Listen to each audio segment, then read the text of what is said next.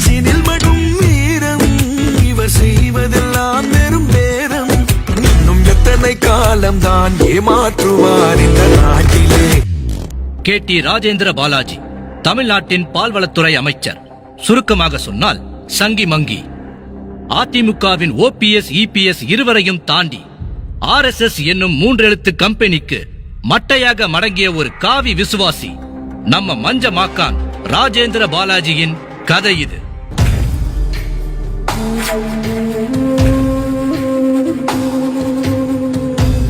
சிவகாசி திருத்தங்கல் தவசிலிங்கம் ஆசாரியின் மகன் இந்த கருப்பன். படிப்பு மண்டையில் ஏறாததால் பசைவாலியோடு போஸ்டர் ஒட்ட கிளம்பியதுதான் ஆரம்பம். சின்ன படிப்பு நினைச்சாங்க, 4 படி படிச்சிருக்கேன். SSLC 4 படிப்பு. கட்சி கூட்டங்களுக்கு போஸ்டர் ஒட்டிய கருப்பன் காசு கொடுத்தால் கூட்டத்தில் குத்தாட்டமும் போடுவான். அப்படியே கரைவேட்டிகளின் சிலர் அறிமுகம் கிடைக்க மெல்ல மெல்ல சிவகாசி அதிமுக புள்ளிகளுக்கு அல்லக்கையானான் கருப்பன். கருப்பனின் கரசேவகத்தால் திருத்தங்கல் அதிமுக நகர செயலாளர் பொறுப்பு கிடைத்தது. கையில் கொஞ்சம் காசு புரள ஜோசியம் பக்கம் நாட்டம் திரும்பியது. இதுவரை கருப்பன், இனிமேல் ராஜேந்திரன். நாடார்களும் மறவர்களும் நாயக்கர்களும் பட்டியல் இனத்தவர்களும் பெரும்பான்மையாக கலந்து வாழும் பகுதி சிவகாசி தொகுதி. இதில் எந்த வகுப்பினரும் அல்லாத ராஜேந்திரனை மன்னார்குடி மாஃபியாவுக்கு அறிமுகப்படுத்தினார் RP உதயகுமார். ஜாதக கட்டங்கள் சரிபார்க்கப்பட்டன. ராஜேந்திரனோடு ஒரு பாலாஜியை சேர்த்ததும் ராஜேந்திர பாலாஜிக்கு அடிக்க துவங்கியது அதிர்ஷ்ட காத்து. 2011 சட்டமன்ற தேர்தலில் MLA, 4 மாதங்களில் மாவட்ட செயலாளர், செய்தி மற்றும் சிறப்பு திட்டங்கள் செயலாக்குத்துறை அமைச்சர் என்று ஒரே வருடத்தில் ஹேட்ரிக் அடித்தார். 2016 மீண்டும் MLA, இந்த முறை பால்வளத்துறை அமைச்சர் என்று படுத்து உருண்டு பதவிகள் வாங்கிக் கொண்டார் பாலாஜி. ஜெயலலிதா இருந்தவரை பொட்டி பாம்பாக அடங்கி கிடந்த ஆள்தான். ஜெயலலிதாவின் மறைவுக்கு பிறகு சசிகலா காலில் விழுந்து கிடந்தார். சசிகலா சிறை புகுந்ததும் ஜாகை எடப்பாடி காலுக்கு அடியில் மாறியது. இப்போது எடப்பாடியே நினைத்தாலும் கட்டுப்படுத்த முடியாத முட்டு சந்து சங்கியாக சுற்றிக் கொண்டிருக்கிறார்.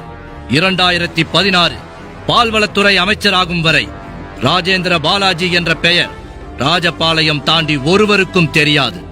அதே துறையில் இருந்த மாதவரம் மூர்த்தியின் கையால் வைத்தியநாதன் தான் ஊரறிய பேர் வாங்கும் ரூட்டை போட்டு கொடுத்தது.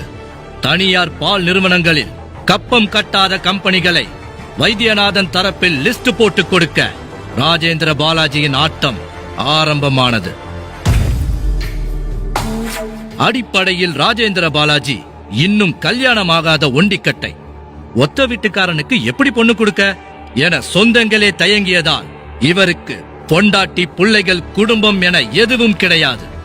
ஆனாலும் ஆள் புகுந்து வெளியேறிய வீடுகள் என்று உள்ளூர்காரர்கள் சொல்லுவதெல்லாம் அந்த ரக கதைகள். தனக்கென வாரிசு இல்லாததால் தன் அக்கால் மகன்களான ரமணா, வசந்தராஜ் இருவரையும் கிட்டே வைத்துக் கொண்டார். 10 ஆண்டு காலம் அமைச்சராக இருந்து சுருட்டிய கருப்பு பணத்தை இந்த இருவரின் பெயரில்தான் அதிகமாக முதலீடு செய்துள்ளார். 2011 அமைச்சராகும் முன்பு சிவகாசியில் இண்டஸ்இண்ட் வங்கியில் கார் வாங்க 1.5 லட்சம் கடன் வாங்கிய ஆள்தான் இந்த ராஜேந்திர பாலாஜி. இன்று அந்த வங்கிக்கே கடன் கொடுக்கும் அளவுக்கு சொத்து சேர்ந்து விட்டது.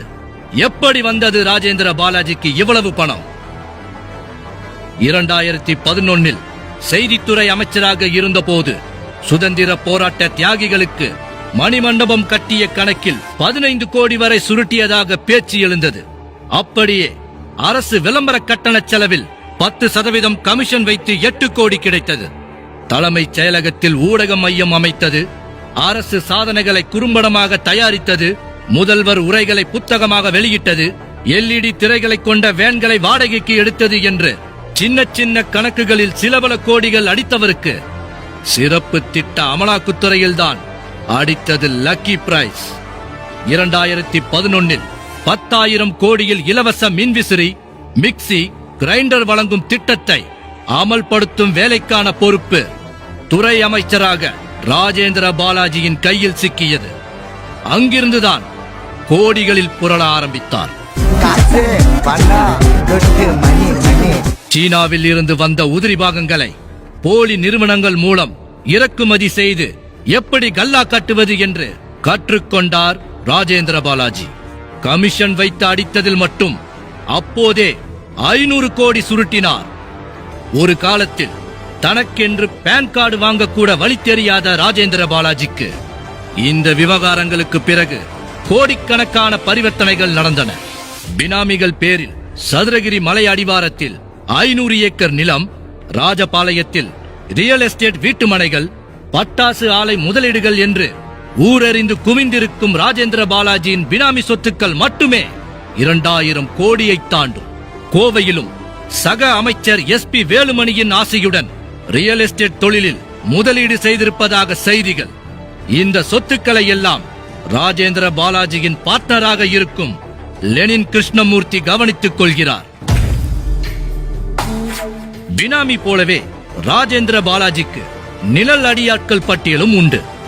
தொழிலாளர்கள் பிரச்சனை, விபத்து மரணம் ஆகிய குற்றங்களை தடயமின்றி மறைக்க உதவுவது சிவகாசி வடக்கு ஒன்றிய செயலாளர் பலராமன்.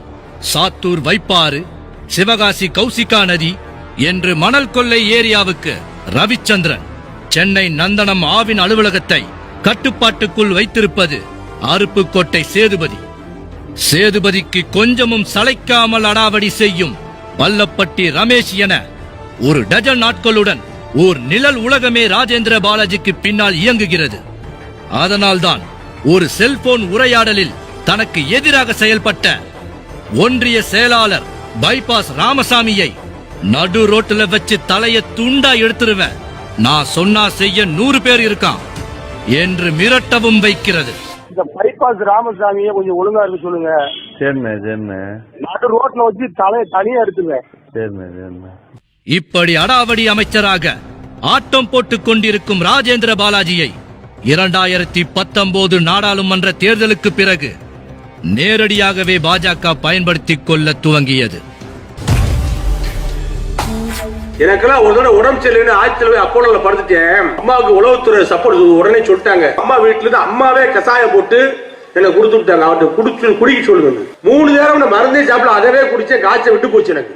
சிறப்பான ஆட்சி வீரமங்க வேலுநாச்சியுடைய ஆட்சியை நீங்க பார்க்க போறீங்க. புரட்சித்துறை அம்மாவின் பொற்கால ஆட்சியை சின்னம்மாவின் தலைமையில, தியாகச்சம் சின்னம்மாவின் தலைமையில நடைபெற போகுது.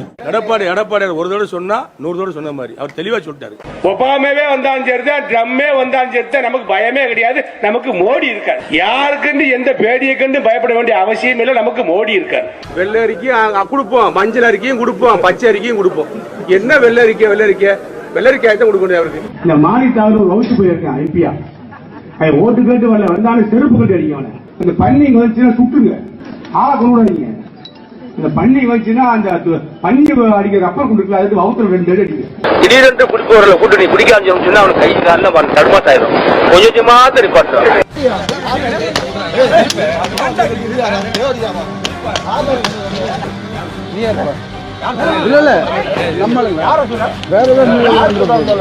மோடி தான் எங்களுக்கு டாடி. சரிதானா? எங்களுக்கு டாடி, இந்தியாவின் டாடி. தமிழ்நாட்டின் பால்வளத்துறை அமைச்சர் தன் துறை பற்றி எந்த அறிவும் இல்லாத உளறுவாயனாக ரெட் லைட் அளவுக்கு நெற்றியில் குங்குமம், மாடு கட்டுவது போல முழங்கை வரைக்கும் கலராக 1/4 கிலோ கயிறுகள், ஆளை அடிக்கும் மஞ்சள் சட்டை, அதற்கும் மேலாக பட்டுத்தாவணி என்று சந்திரமுகி கெட்டப்பில் கோயில் குளம் என சுற்றி வருகிறார்.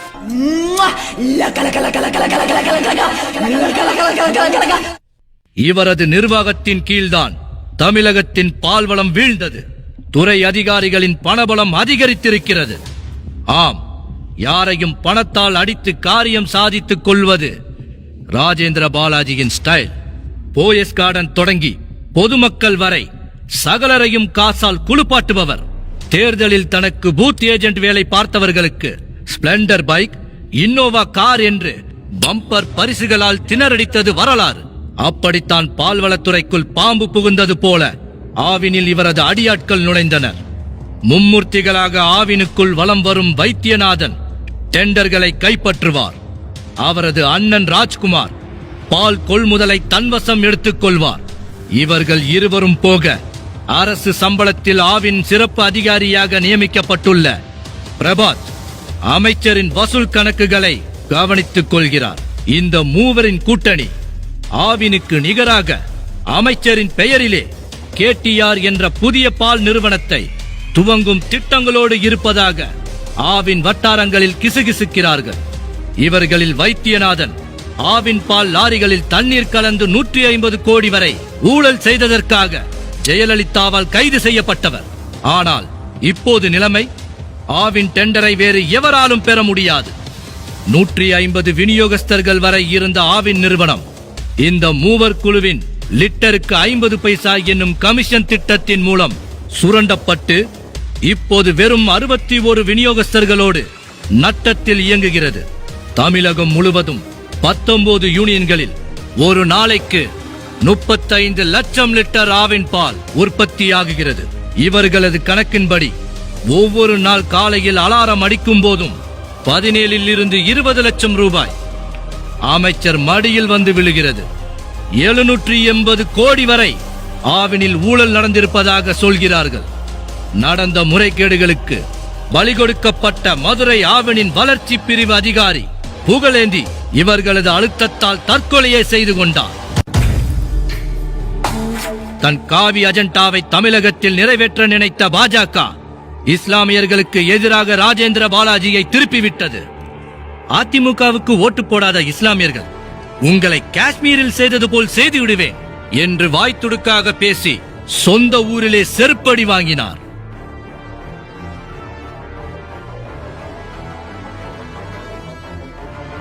ஜெயலலிதா பாணியில் எனக்கு என்ன புள்ளையா குட்டியா என்று எல்லோர்கிட்டையும் சொல்லி மனதளவில் தன்னை ஒரு ஆம்பளை ஜெயலலிதாவாக எண்ணிக்கொள்ளும் ராஜேந்திர பாலாஜி தன் சங்கி சகவாசத்தால் விரைவாகவே ஆட்டத்தின் கடைசி கட்டத்தை நெருங்கிக் கொண்டிருக்கிறார்.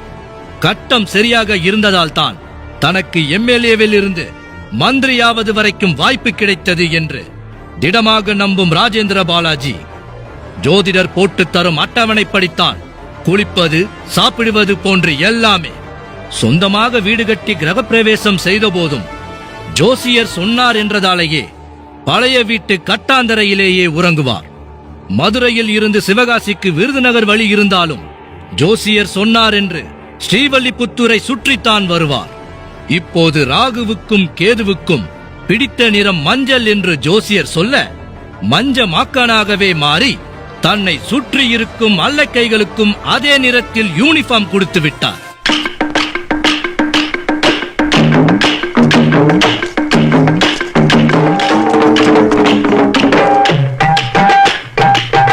செய்த பழிப்பாவங்களால் தனக்கு ஏதும் ஆபத்து நேர்ந்துவிடக் கூடாதென்று காவடி தூக்குவது, சூலாயுதம் சுமப்பது, மஞ்ச மாக்கானாகவே திரிவது என கோவில் கோவிலாக பரிகார பூஜை பண்ணி திரிகிறார். அட அவ்வளவு ஏன், ஜோசியர் சொல்லிவிட்டால் சொந்த ஊரிலேயே அம்மனமாகவும் ஓட அஞ்சாதவர்தான் ராஜேந்திர பாலாஜி.